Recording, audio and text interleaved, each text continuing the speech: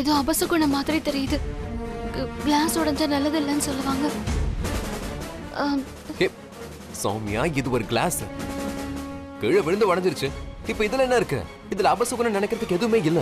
இல்லைங்க, எனக்கு என்னமோ ரொம்ப பயமா இருக்கு. எங்கேயோ தப்பு நடக்க போற மாதிரி இருக்கு. அந்த மாதிரி எதுவும் நடக்காம கடவுள் தான் காப்பாத்தணும்.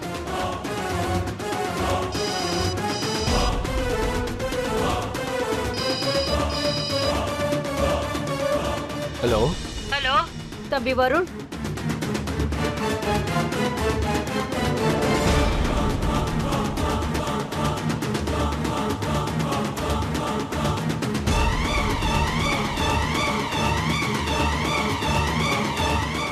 அத்தை அத்தை, அது இப்பதான் சுமதியோட பாட்டி ஃபோன் பண்ணாங்க. சுமதி அப்பா தீ குளிச்சிட்டாரா?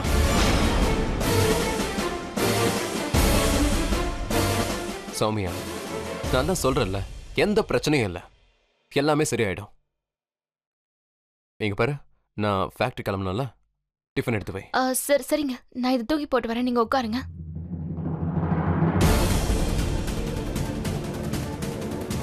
வா. இந்த கெட்ட செய்தி எவ்வளவு நல்ல இடத்துக்கு வந்திருக்க. அத்தை, இத சௌமியா அண்ணிக்கிட்ட சொல்லிடவா? இத போய் நீ சௌமியாக்கு சொல்ல போறியா?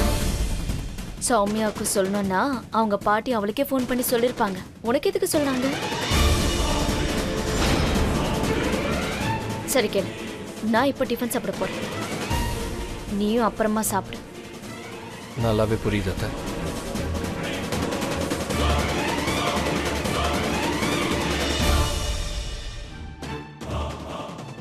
சிஸ்டர்,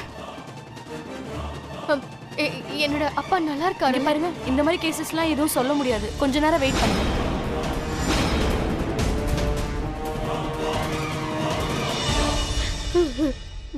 மகேந்திரா, என்னோட பிள்ளைக்கு எதுவும் ஆயிடக்கூடாது. அப்புறம் நான் உயிரோடைய இருக்க மாட்டேன். நீங்க பாருங்க, இப்படி எல்லாம் பேசாத. விடு. அவன் தான் சொன்னான்ல, சுமதி வேலைக்கு போனான்னு சொன்னா தீ குளிச்சிருவான்னு அவன் சொன்னானா இல்லையா? நீங்க கேட்கவே இல்ல. அவனோட உயிருக்கு மதிப்பு கொடுத்திருந்தா நீங்க அவன் பேச்ச கேட்டிருப்பீங்க, இதுவும் ஆயிருக்காது. இத பாருங்க, நான் சொல்றத கொஞ்சம் கேளுங்க. பேசாம இரு. என் கண்ணாலேயே நான் பெத்த புள்ள அழியத பாத்துக்கிட்டு நிக்கிறேனே. இதெல்லாம் அவளாலதான். ஏற்கனவே அம்மாவையும் முழுங்கிட்டா, இப்ப அவளோட அப்பாவையும் முழுங்காம விட மாட்டா போல இருக்கு. இப்ப அப்பாவையும் முழுங்கிடுவா. இல்லைங்க, இப்படி தேவையில்லாம மத்தவங்களை திட்டுறதை விட நம்ம எல்லாரும் சேர்ந்து மகேந்திரன் நல்லபடியா குணமாகணும்னு வேண்டிப்போங்க. அவன் சீக்கிரம் குணமாகணும்னு எல்லாரும் பிரார்த்தனை செஞ்சுக்குவோம். என் அப்பா ஏமா அப்படி பண்ணாரு? எனக்கு ஒரு விஷயம் ரொம்ப நல்லா தெரியும். நான் எந்த ஒரு தப்புமே பண்ணல. ஆனா அப்பா இன்னைக்கு இப்படி செஞ்சதுக்கு, அவருக்கு ஏற்பட்ட இந்த நிலைமைக்கு முழு காரணமும் நான் தானே. இப்போ எனக்கு எப்படி இருக்குன்னு யாராலையுமே புரிஞ்சுக்க முடியாது. யாரும் புரிஞ்சுக்கவும் மாட்டாங்க. ப்ளீஸ் எனக்கு ஹெல்ப் பண்ணுங்கம்மா.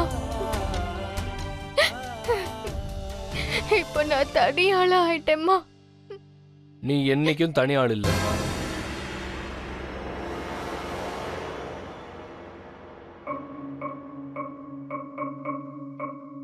அந்த மாதிரி ஆகிறதுக்கு நான் விட மாட்டேன்.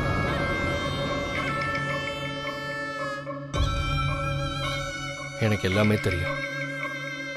உங்க அப்பாவுக்கு ஒன்றும் ஆகாது. இந்த அம்மன் என்னைக்குமே உனக்கு நல்லது மட்டும்தான் செய்வாங்க.